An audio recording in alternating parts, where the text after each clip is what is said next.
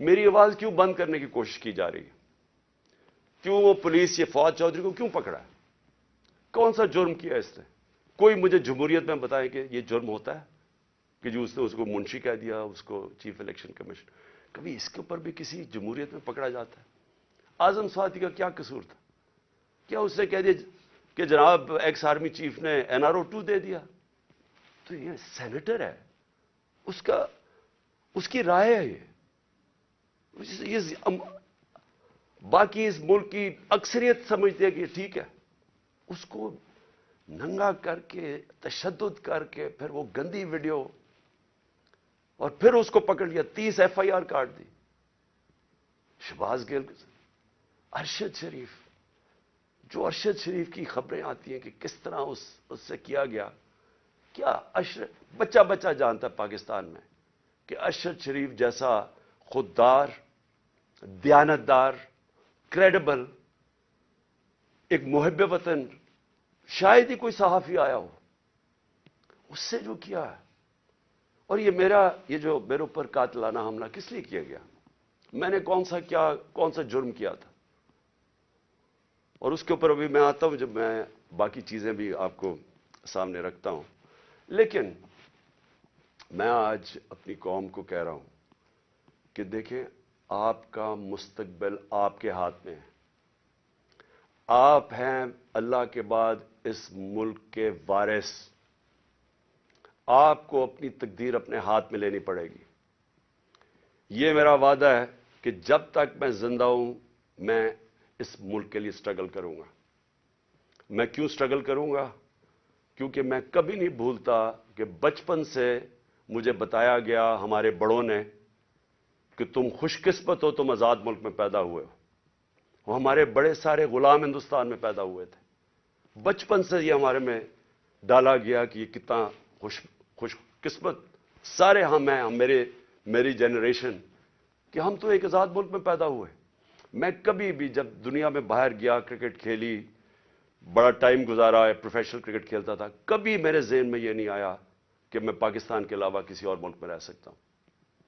اور میں ابھی بھی جتنی میری باقی زندگی ہے اس ملک کے لیے، میں آپ کو یقین دلاتا ہوں کہ نہ مجھے کوئی جیل سے ڈر ہے۔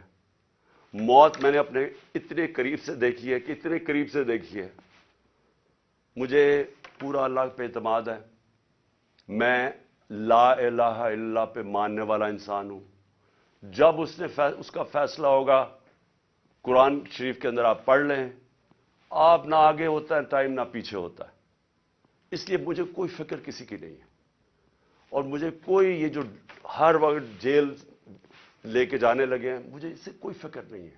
اور نہ ہی میں آپ سب کو کہتا ہوں، آپ کو یہ جیل سے ڈرنا نہیں چاہیے۔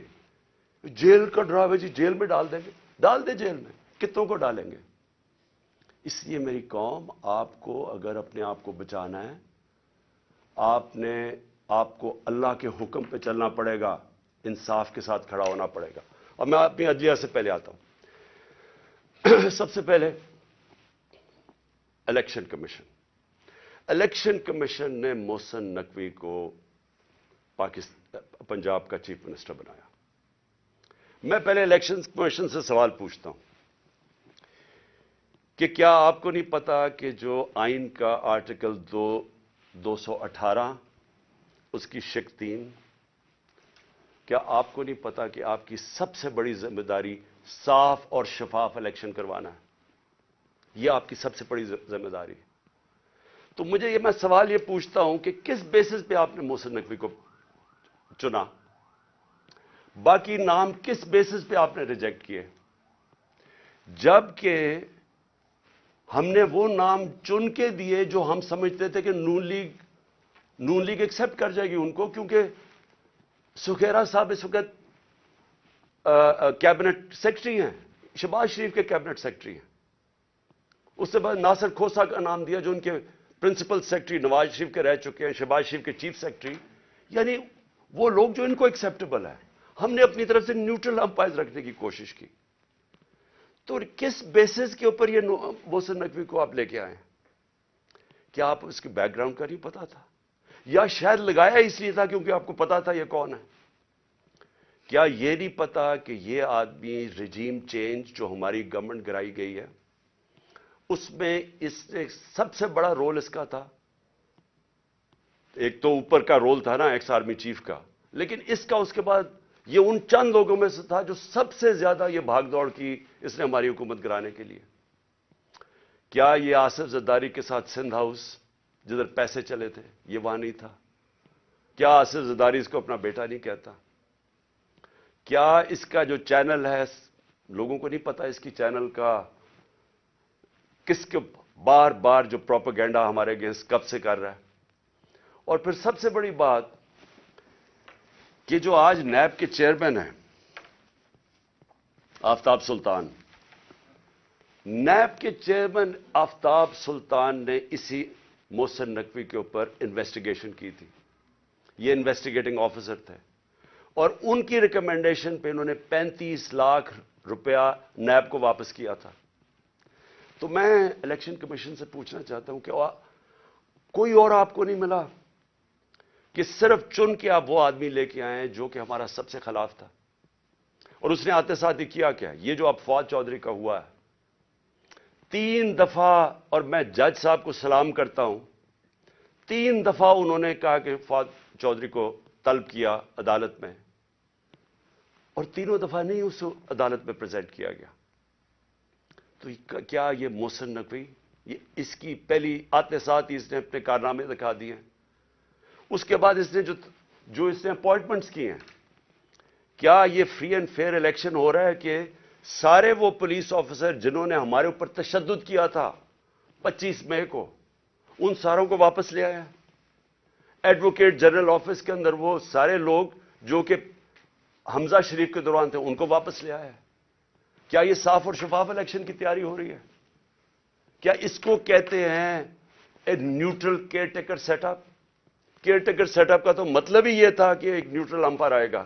کیا یہ نیوٹرل امپائر ہے؟ اور ابھی سے ہی پولیس نے ہراساں شروع کر دیا ہے ہمارے ورکرز کے اوپر. 1-2 گرفتاریاں شروع ہوگی اور پلان بن گیا پکڑنے کا.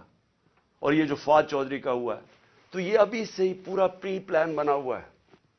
یہ صاف اور شفاف الیکشن کروانے کے لیے محسن نقوی نہیں آیا, یہ وہ کرنے آیا ہے جو میں نے پہلے بھی کہا تھا, جو آصف زرداری نے الیکشن کروایا ابھی کراچی کے اندر کہ ووٹ بینک ہے نہیں پیپلز پارٹی کا اور پیپلز پارٹی جیت جاتی ہے کراچی سے. تو یہ الیکشن نہیں ہو رہا, یہ ایک پلان ایک کانسپریسی کے تحت اس کو رکھا گیا. تو میں اپنی عدلیہ اور ہم انشاءاللہ یہ کیس لے کے جا رہے ہیں اپنی عدلیہ کے پاس, تو میں اور پاکستانی آپ سے انصاف کی توقع رکھ رہے ہیں.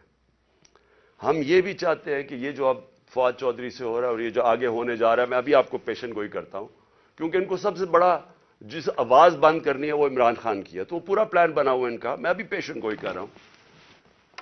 ہم اپنی عدلیہ سے ایکسپیکٹ کرتے ہیں کہ ہمارے فنڈامنٹل رائٹس کو پروٹیکٹ کریں.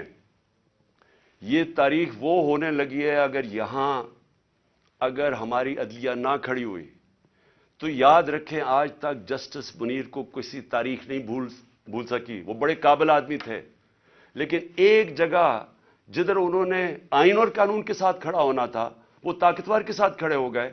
اس ملک نے بھاری قیمت ادا کی ہے اس کی, اور اس کے بعد قیمت ادا کرتے گئے. اس وقت قوم آپ سے ایکسپیکٹ کر رہی ہے, موزز ججز, قوم آپ سے ایکسپیکٹ کر رہی ہے کہ ہمارے حقوق کی حفاظت کریں, ہماری جمہوریت کو بچائیں. یہ جو اب تباہی مچنے لگی ہے ہماری جمہوریت کے اوپر اور جو ہو رہا ہے اور جو رجیم چینج کے بعد ہوا ہے, میں آپ کو یقین دلاتا ہوں کہ میں مشرف کے مارشل لاء میں اپوزیشن میں تھا. 8 دن مجھے جیل میں ڈالا, تب بھی میں نے کبھی اس طرح کا ظلم, فیشزم, اس طرح کی میں نے کبھی ایک سٹیٹ کو اپریس کرتے ہوئے میڈیا کے لوگوں کو, ہمارے ورکرز کو میں نے کبھی ایسے نہیں دیکھا جو آج میں دیکھ رہا ہوں پاکستان کے اندر. تو اور مجھے افسوس سے کہنا پڑتا ہے کہ ہماری